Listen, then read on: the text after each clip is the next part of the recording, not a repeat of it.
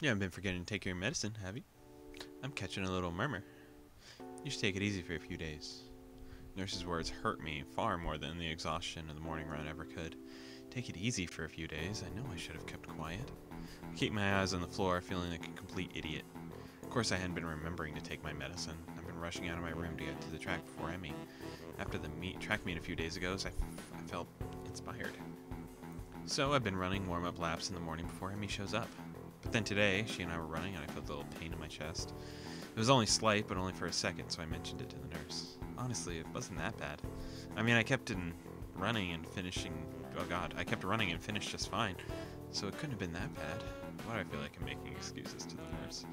Moreover, why do I feel a need to justify continuing to run despite the pain? It really comes down to being unwilling to concern Emmy, who seemed concerned anyway. I'm not really sure how she was able to tell if there was anything wrong, but she claims I stumble a little. She's the one who insisted I tell the nurse, so now I feel bad for worrying her at all. The nurse is shaking his head ruefully while Emmy paces outside the room. So, I know it's difficult for you to get into a new routine, but if you don't want to find yourself in lots of trouble, you're gonna have to try harder. You can't afford to forget your pills, you can't push yourself too hard. But if I don't push myself, how will I improve? I don't know where that came from. The nurse seems to have an idea. Nowhere have I heard that before. He laughs and pats me on the shoulder. She's rubbing off on you, I guess. His expression changes and he's back in a serious mode. Look, I'm not saying you shouldn't push yourself. But that doesn't mean you shouldn't be taking your medication, and it doesn't seem that you should stop if your chest starts to bother you. I'd prefer not to have any fatalities while I'm on staff here.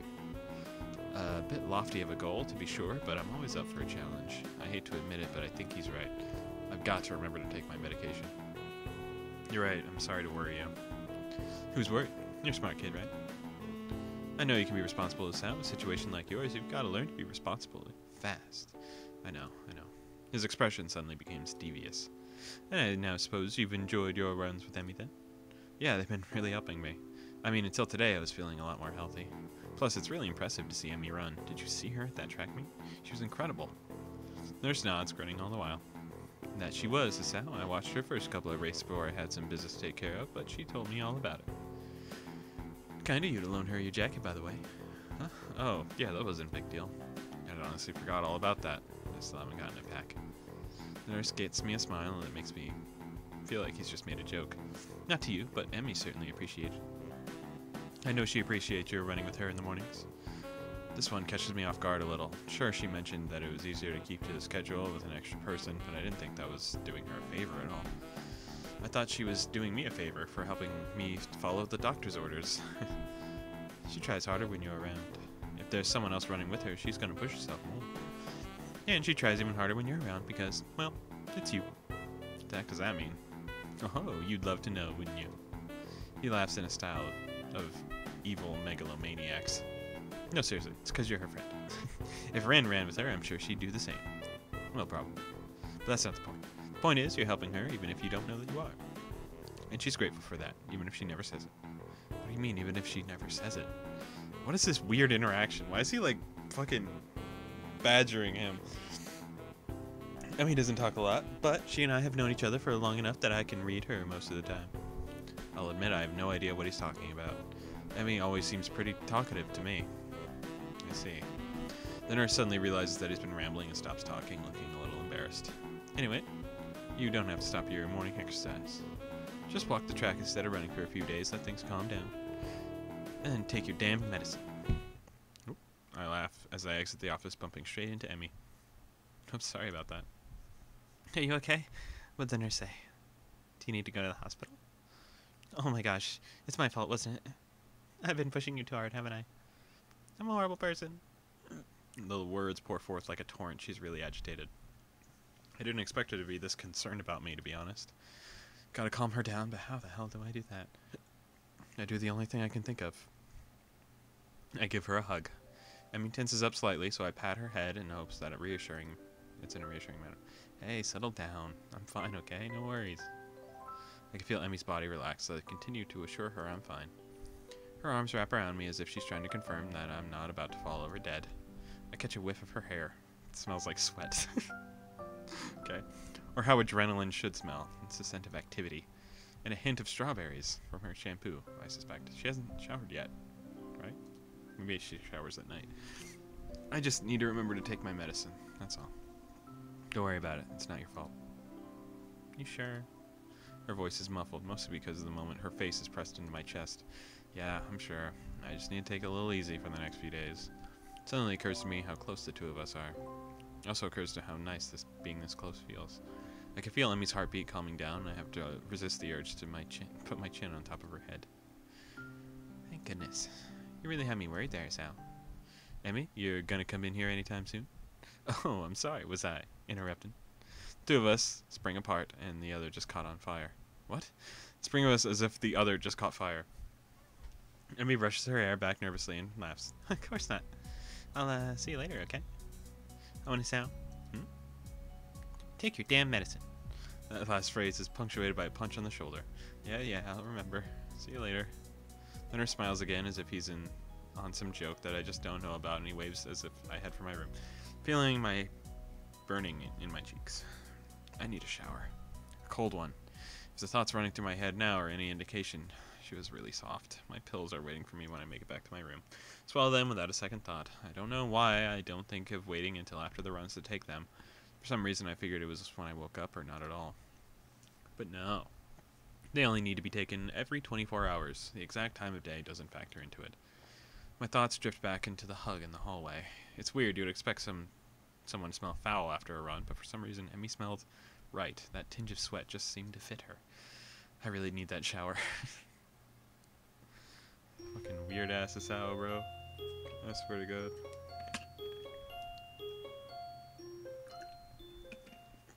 I don't think that was a full day, was it? It was like 10 minutes. Strange that it feels so natural to go up on the roof these days. I never would have done such a thing in my old school. Didn't he? I swear he said that he used to always eat lunch on the roof. In those days, I liked to eat alone. No, that's not quite true, though. Although I like to sit alone, I also like to watch people. I swear he said he ate lunch on the roof. I remember that, specifically. I always figured I was the sort of person I was, but it appears I was wrong. Then again, I also thought I was sort of the person with a normal heart, so there you have it. I don't know myself that well. Now I'm onto the roof so that I can have lunch with a couple of people. And they're both girls, which is even stranger. Oddly enough, I feel closer to Emmy than Rin. Closer to Emmy and Rin than I felt with anyone at my old school. Somehow I get the feeling that they'd at least visit me if I wound up in the hospital. Wow.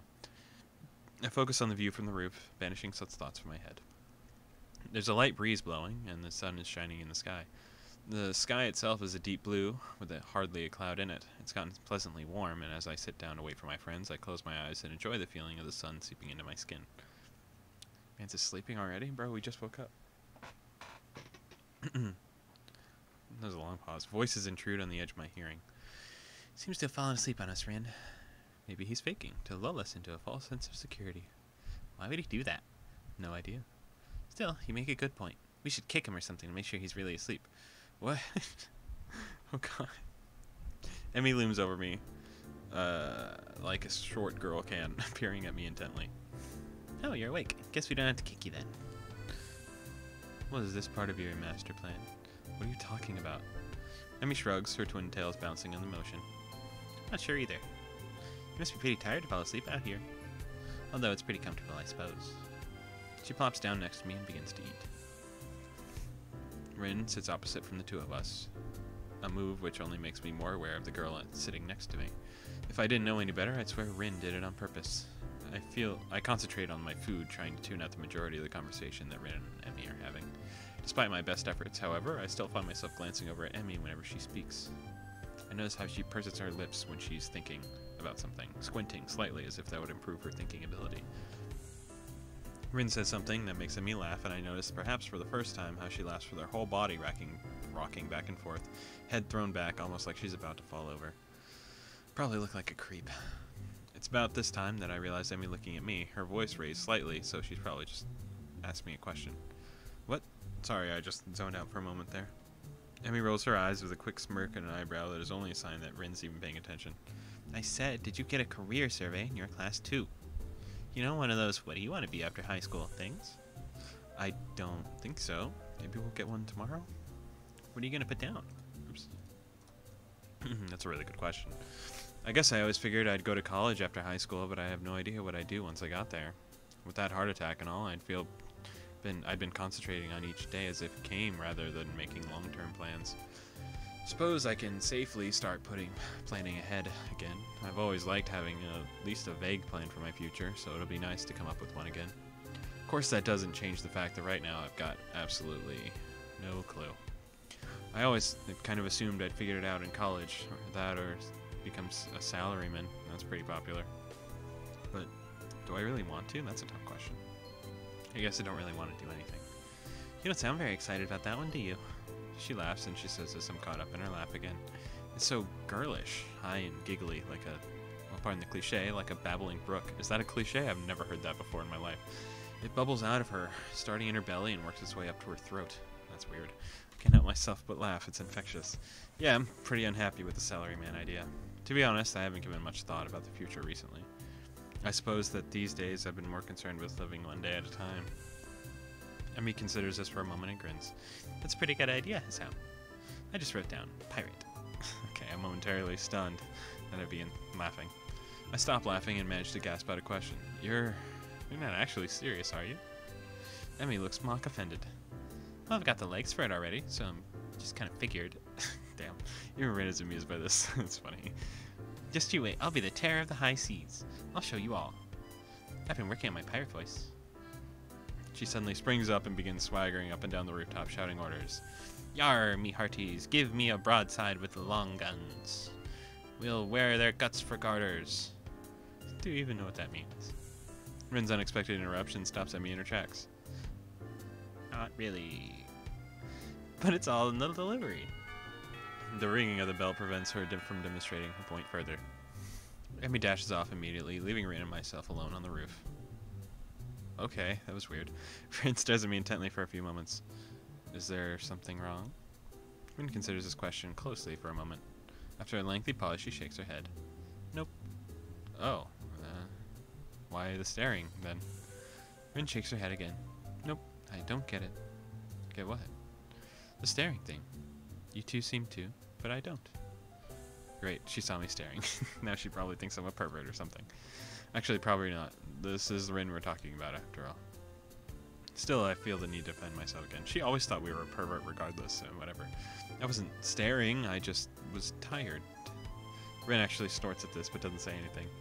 No, really, I was just distracted. Eager to end the conversation, I head back down to class. Oh god, hello. I haven't seen you in a minute. I'm greeted by the twin specters of Misha and Shizune, looking like they mean business. Well, Shizune looks like business anyway. Misha just looks like she's about to start laughing. Up on the roof again, Hichan. This is when she did this for somebody else, right? Does she do this for everybody? We just played through Shizune, and that's the only one I remember, but I swear she did the same thing. But I don't think she did it for Shizune. She did it for Hanako, where she was like, when we came in late with her. I guess she just does this every time, huh? Oops. Yeah, that's dangerous, don't you? That's right. The school cannot be held responsible for any injury that comes up from being up there, you know. Furthermore, we can report you for breaking the rules. Misha leans in and whispers conspiratoriously. But we won't, Hichan. You three are so cute together. She straightens up again, laughing at my sudden blush. You're too easy to tease, Hichan. Hey, come on. I'm still new here. Sort of. Isn't it mean to pick on the newcomer like this? Nope. It's to help you get acclimated to your new surroundings. I see. Well, do you have to be so overzealous about it? Yep. Now that aside, Hichan, we were looking for you this morning, but you weren't in your room. Of course I wasn't. I was out for my morning exercise. Or here in class, bright and early. Unlike you. Shizune looks peeved, and a beat later, so does Misha. Or she tries to, at any rate. That was because the student council business. You should be grateful that we worked so hard for you. Oh, I am. So, what did you need me for? Not another attempt to rope me in to do their dirty work, I hope. We had to give you something, but since you weren't around, we dropped it off in your room. Is that the Iwanako letter? Something? Like what? Oh, you'll find out when you get back, Hichan. Uto entering the room ends our conversation, and we all head to our seats. It's only after I've settled down at my desk that the teacher starts talking about something or other that something strikes odd. what did Rin mean you too seem to? She was staring at us too, Hisao. Was Emmy staring at something too? You're so stupid. For a brief moment I considered the possibility that Emmy was staring at me the way I was staring at her. Of course, that's ridiculous. Still, I can't deny that I wouldn't mind if it were true. But it's best not to think of that. No need to get my hopes up. Come to think of it, when did I start having hopes like that anyway? Last week at the track, you called her beautiful like 3 times. I shake my head in an attempt to clear it and focus on the lesson. After class, I make my way up to my room. Muto really piled on the homework today. Before I can open my door, however, I am suddenly intercepted by Kenji, who has just exploded out of his room in a flurry of papers. Hey, we need to talk. These rooftop shenanigans of yours, man. They've got to stop. What? You're running around the rooftop with the limbless wonders. They're women, man. Why does everybody know about us on the roof? You'll get yourself killed running around like that. I don't follow. Kenji sighs and adjusts his glasses before what could be understood as an attempt at explaining himself patiently. Look, we're friends, so I'm telling you this for your own good. But if I were going to kill someone, I'd do it by throwing them off the roof and make it look like an accident. And if I had thought of it, you'd be sure they've thought of it too. You're crafty, almost as crafty as I am. I see. Good. I'm glad we had this chat. Let me 500 yen. I'm sorry? I need to get a drink, man. I've been inside all day and the tap water's been compromised, as I'm sure you know. So I'll need to stack up on something canned. Got it? But to do that, I need 500 yen. And since I've just saved your life with timely advice, you could at least spare me 500 yen. You know, make him go away. If I make him go away, 500 yen is a bargain. Hand the money over to Kenji, who nods and thanks and dashes off down the hallway, but not before he locks his door. With an exhausting person. What an exhausting person. I better go in case he changes his mind. As I close the door to tap, my heel taps against something lying on the floor. A brightly colored rectangle of paper. This must be the something Misha mentioned before. Probably student council leaflet slid under the door. However, when I pick it up, I see that I couldn't have been more wrong. Something actually an old-fashioned handwritten paper letter. It's just Iwanako. Who bothers doing something like that? Do we have this skipped? No. Okay. Yet, as unlikely as the prospect of receiving one sounds, definitely a letter I have in my hands. I was finished playing my homework, getting some dinner, going to bed in order to try to finish tomorrow's run. However, the letter has naturally caught my interest as I sit down. Sorry, I'm skipping over a lot of words today. In order to be ready for tomorrow's run. However, the letter has naturally caught my interest, and I sit at my desk to examine it properly. The first piece of mail I received here at Yamakusa feels special, even if it wasn't something as rare as a handwritten letter. What caused me to be even more trepidation is the name of the sender really neat on the Iwanako, whatever we know. Yeah, we've been here. Even if they don't let us skip, we've been here. Carefully, I open it up. How are you? I hope you're doing well and happy at your new school. Everyone here misses you. Almost all of our second-year class got put together in Class 3-1, so we're pretty comfortable right from the beginning of the year. I'm sure you would have been assigned to this class as well. The mood among third years seems very anxious about the final exams. Yeah, we've seen all this. Sorry. I crumple up the sheet of paper and toss it across the room. My aim is off, so the letter rolls under my nightstand instead of going to the wastebasket. That was an apology for abandoning me, except I don't know that I really needed any more of it at this point. The hospital seemed like a lifetime ago, and here, now, I've got other things on my mind. Emmy, for starters. It wasn't great to be abandoned during my stay, but it's not something I worried about anymore.